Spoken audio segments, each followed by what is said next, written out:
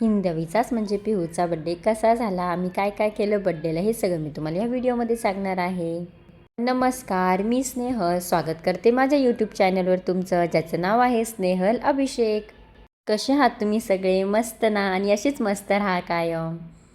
चला व्हिडिओला सुरुवात करूया. तर सकाळपासून काय काय झालं हेही मी तुम्हाला सांगते. म्हणजे सकाळी जास्त काही शूट नाही केलं, फक्त आम्ही पिऊला मंदिरात घेऊन गेलेलो होतो. काहीतरी शनी अमावस्या होती त्या दिवशी, तर आम्ही मंदिरात घेऊन गेलो पिऊला दर्शनासाठी.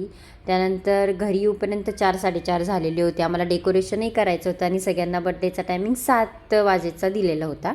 घरी डेकोरेशन करायचं म्हटलं ना थोडंसं अवघडच काम असतं, पण म्हटलं चला करूया, त्यातही मज्जा असती घरी काहीतरी करण्याची. आणि त्या मदतीसाठी माझी फ्रेंडही येणार होती आणि माझा भाऊही सोबत होता आणि हेही होते. हे आधी असंच म्हणतात की मी तुला यांना मदत नाही करणार, तू तुझंच कर, मला नाही आवडत ते डेकोरेशन करायला, पण आयत्यान वेळेस बरोबर मदत करतात ते. डेकोरेशन कसं करायचं ही आयडिया मला तिनेच दिली होती आणि कसं करायचं ही तीच करत होती. आम्ही फक्त बलून फुगून देत होतो, ती जसं म्हणत होती तसं करत होतो आम्ही. त्यामध्येच हिंदवी उठली, दुपारी झोपलेली होती, तर उठली संध्याकाळपर्यंत. तिला डेकोरेशन दाखवलं, तिला काहीच मूड नव्हता, कारण तिचा मूड एकदम खराब झालेला होता. म्हटलं तिने फर्स्ट बड्डेलाही असंच केलं, सेकंड बड्डेलाही असंच केलं आणि आताही तसंच करते की काय. त्यानंतर म्हटलं चल तुझा मूड फ्रेश करण्यासाठी तिला थोड्या वेळ मोबाईल दिला आणि थोडंफार काय डेकोरेशन करायचं तर ती थोडंसं केलं. मला जसं जमलं तिचे कार्टून वगैरे तिथे सगळे ते टेडी ते मांडून ठेवले. डेकोरेशनचा लुक असा दिसत होता बघा, मी तुम्हाला दाखवत आहे. सिंपल असंच डेकोरेशन केलेलं होतं, पण खरंच खूप छान दिसत होतं. तुम्हाला आवडलं का मला नक्की सांगा. त्यानंतर पिऊलाही असं रेडी केलेलं होतं. तिला फ्रॉक घालायला अजिबात आवडत नाही. पप्पा ओरडले तेव्हा तिने तो ड्रेस घातला. त्यानंतर तिचा केक आलेला होता. तिला माशा बेर कार्टून फार आवडतं, म्हणून तसाच केक ऑर्डर केलेला होता. नव्हते की मला माशा बेर किंवा पेपा जॉर्ज ह्यावाला केक पाहिजे आहे. म्हटलं चला माशा बेरवाला केक, तसाच तिला केक ऑर्डर दिलेली होती. सगळ्या छोट्या छोट्या मुलांचं लक्ष आहे ना त्या केककडेच होतं आणि पिहूचंही लक्ष त्या केककडेही होतं. ह्यावेळेस आहे ना घरच्या घरी छोटासा बड्डे सेलिब्रेट करायचा होता, म्हणून जास्त काही फ्रेंड नव्हते बोलवलेले.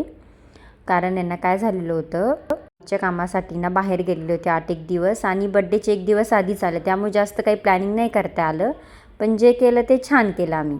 सगळ्यांनी तिला ओवाळून घेतलं केक कट करायच्या आधी. तिचा फर्स्ट बड्डेचे जे फोटो व्हिडिओ ते सुद्धा तिच्या पप्पाने टी व्हीवर लावून दिलेले होते. खूप शांत आणि छान बाळासारखं बसलेलं होतं माझं बाळ आणि खूप गोड दिसत होतं. ही आहे माझी मम्मी, तीही गावावरून बड्डेसाठी आलेली होती. नातीचा बड्डे आहे आणि मला यावंच लागल म्हणून भावासोबत तीही आलेली होती गावाकडून. पिऊ आहे ना पहिल्यांदा एवढी छान बड्डेसाठी बसलेली होती, कारण तिने तिचा पहिला बड्डे ना गावाकडे खूप मोठा केला, पण ती अजिबात व्यवस्थित बसलेली होती. खूप रडत होती, तिला अजिबात कळतही नव्हतं. पण माझी हौस होती की पहिला बड्डे खूप मोठा करायचा, म्हणून आम्ही तो केलेला होता. दुसरा बड्डे तिचा हॉटेलमध्ये बाहेर केलेला होता, तेव्हाही ती खूप रडत होती. पण तिला आता समजतं ना, तर ती खूप छान बसलेली होती. तिचा हा 3रा बड्डे होता. पूर्ण 3 वर्षाची झाली होती पिऊ. मुलं खरंच खूप लवकर मोठी होतात, कारण इतकी छोटीशी होती ना, असं मला वाटत नाही कधी ही 3 वर्षाची झाली. आणि हेही तितकंच खरं की आई झाल्यावरच कळतं की आई होणं सोपं नाही, कारण इतके छोट्याशा बाळाला सांभाळणं खूप एक मोठी गोष्ट असती. पहिल्यांदा आई झालेल्या एका मुलीसाठी मी सगळं अनुभवलेलं आहे, कारण ती खरंच खूप छोटी होती त्यावेळेस. मला काही गोष्टी जमेल की नाही, शहरामध्ये एकटीच तिला घेऊन राहायचे, पण त्या गोष्टी मी हळूहळू शिकले. एका मुलीवरून एका मुलीची आई कशी झाली नाही हे तर मलाच काय आलं नाही. प्रत्येक अनुभव हा खरंच खूप छान आणि भारी असतो. बड्डेसाठी ना मी खूप लवकर लवकर रेडी झालेले होते, कारण आहे ना म्हणजे घरामध्ये जो आपण एखादा छोटा का होईना कार्यक्रम असला ना, तरी पण आहे ना कधी पण काही ना काही कारणामुळे उशीर होतोच. त्यामुळे इतकी मी पटपट रेडी झालेले होते ना, पटकन साडी घातली, पटपट आवरून घेतलं, कारण सगळे येत होते. काहीही करा, कोणताही कार्यक्रम करा, पण उशीर हा होणारच हे फिक्स असतं. सगळ्यांचं ओवाळायचं काम चालू होतं आणि मुलांचं लक्ष फक्त केककडे होते, का हा केक कधी कट होईल आणि आम्ही कधी खाऊ. आणि भिऊचं तुम्हाला सांगते ना, 2दा-3दा तो चाकू आहे ना केक कट करायची आणि तोंडात टाकायची. मी सारखं जायचे आणि तो केक तो चाकू आहे ना धुवून आणायचे. ताईला, जिजूला आणि ऋत्विजलाही पिऊच्या बड्डेला यायचं होतं, पण ऋत्विजचे पेपर चालू असल्यामुळे त्यांनाही बड्डेला नाही येता आलं. आणि यावेळेस गावाकडूनही बड्डेला कुणाला जास्त येता नाही आलं. सगळी फॅमिली असेल ना बड्डेसाठी तर अजून भारी वाटतं आणि मुलांनाही सगळे आहे म्हणून अजून खूप छान आहे. तिचा मामा आकाश मामा तोही गावाकडून आलेला होता मम्मीसोबत.